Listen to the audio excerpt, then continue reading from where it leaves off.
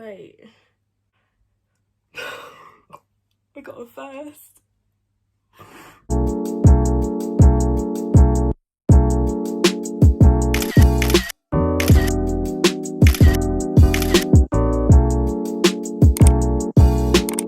Hey guys, it's Nicole here, back with another video. I hope you're all well and keeping safe. In today's video, I'm going to be talking about how to get a first in your dissertation. As well as that, I'm going to be speaking about my experience and my DISS. So if you were interested in specifically my dissertation, wait until the end and I'll kind of like talk you through my dissertation, just in case people just kind of wanted to hear like generic information. I'll have that throughout the video, but then if you want to know specifically, wait until the end. Before I begin, please can you make sure you are subscribed, give this video a massive thumbs up.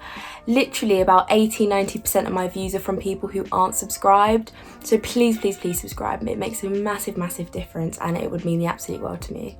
So without further ado, let's get into the video. These are kind of going to be generic dissertation tips, and obviously you can sort of specialize it to your specific subject and your topic, but kind of the general setup and gist of dissertations can be quite transferable, and the skills and the different structures, you can sort of tailor it to your specific dissertation topic. First tip is to leave enough time. Now, don't get me wrong, there is a lot of people on YouTube and a lot of people I've seen that have like done their dissertation in like a week or like the night before, but I would not be able to do that. I could not do that. I'd put too much stress on myself, and I really wanted to take time to craft it, and I really wanted to be proud of it. So, you know, I have been last minute with my work. I'm not saying I'm perfect, but I did not want to leave my dissertation to the last minute. So I really feel like give yourself enough time so you can really get immersed into it and really enjoy your subject, and, you know, not have any regrets like, oh, if I had more time I could have chose this mode of data collection, or I could have done that. It's so important that you have given it the time that it deserves, because obviously this depends upon the course, but your dissertation is worth quite a lot of your grade. For me, in my third year, it was worth double credits. So you'll get a lot of units that are worth 10 credits or 20. This was worth 40 credits. So essentially my dissertation grade was going to get doubled and make up quite a lot of my third year grade. So I did want it to be good. Next tip is to make a plan and like a timetable. So if you've given yourself enough time, you'll be able to, you know, carefully think about how long you have to do, for example, data collection or your research, and make a little timetable or a plan. Nothing that will put too much pressure on you, but just so you know kind of like the little targets and the little deadlines almost that you are planning to meet, just to ensure that you actually make it to the final deadline. It could also be useful doing kind of like a timeline. If your uni haven't provided some sort of timeline, because we were given a timeline, luckily Bristol gave us, my course specifically gave us a little timeline of like when we were meant to do like our methods, our lit review, and it keeps you going. So, you know, if there's a moment where throughout the year you're like, I don't know what I'm meant to be doing, you're like, okay, right, by this month I was meant to have this, and it kind of keeps you on track so it doesn't get left until the last minute. My third point is to have good communication with your supervisor. Now, I know this does vary per course in uni, but specifically with Bristol, your supervisor is the one that will be essentially marking your dissertation.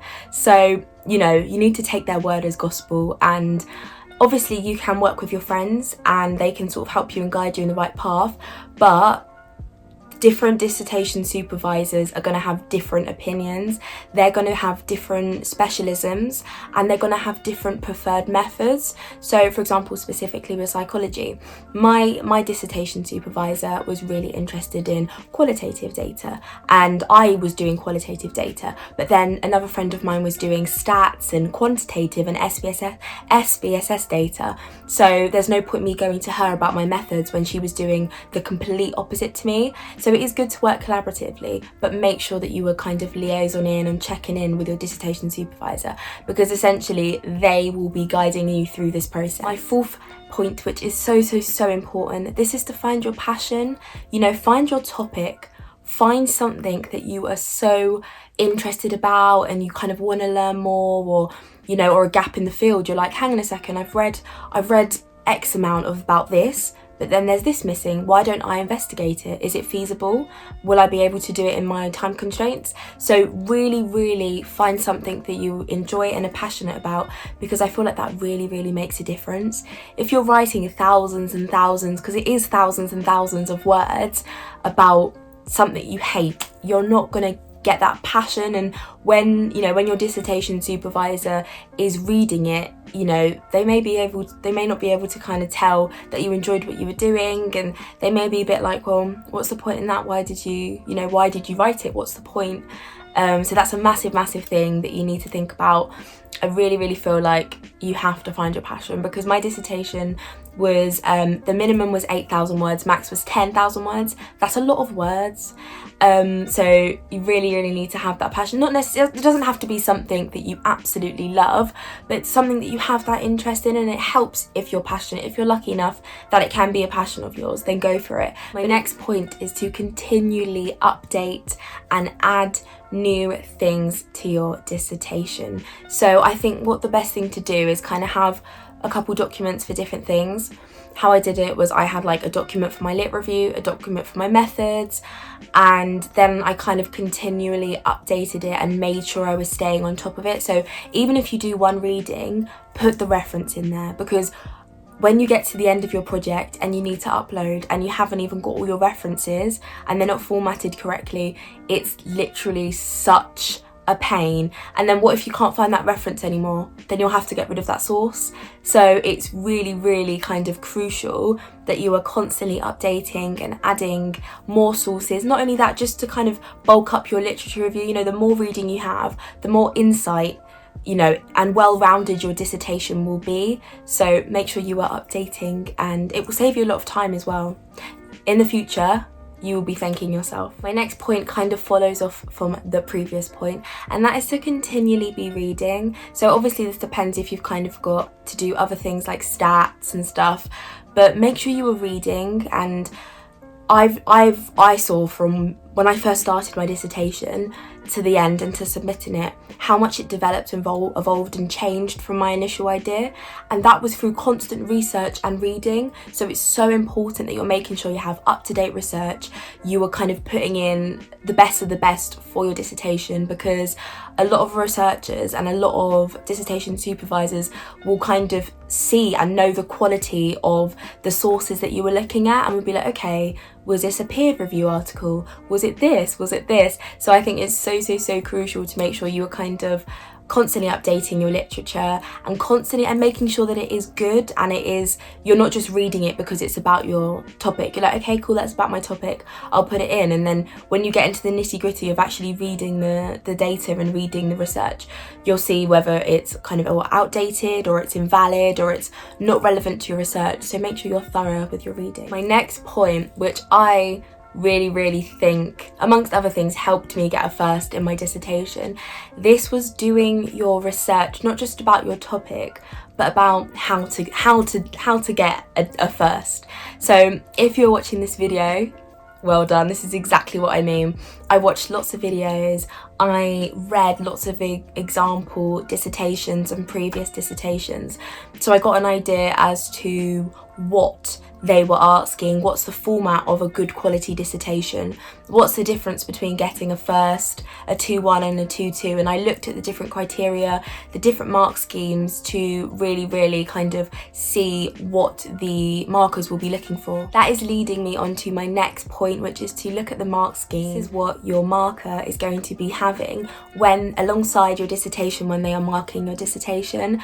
So it's so crucial, if you're kind of aiming for the top marks like I was, to make sure you're hitting those points. And it's so important that you are making sure you're covering those points, and because essentially if you haven't got those points, then you're not accessing the top marks and you won't get a first. Lastly, I'm going to speak about my dissertation, what it was, my passion, my method, etc. I want to keep this as brief and concise as possible, because I don't want to bore you guys and I don't want to go on for too long. Anybody wants any more information about my dissertation or anything, just Instagram DM me. All my social medias are below and they're linked everywhere, so if you did want kind of more insight into it, then I can give you that happily. I also tutor, and I specifically do dissertation help and how to structure your dissertation, what to do, one-on-one feedback and guidance. So if that was something you were interested in, get in contact with me on Instagram and then we plan a session or something if that was what you wanted. My topic specifically was autism,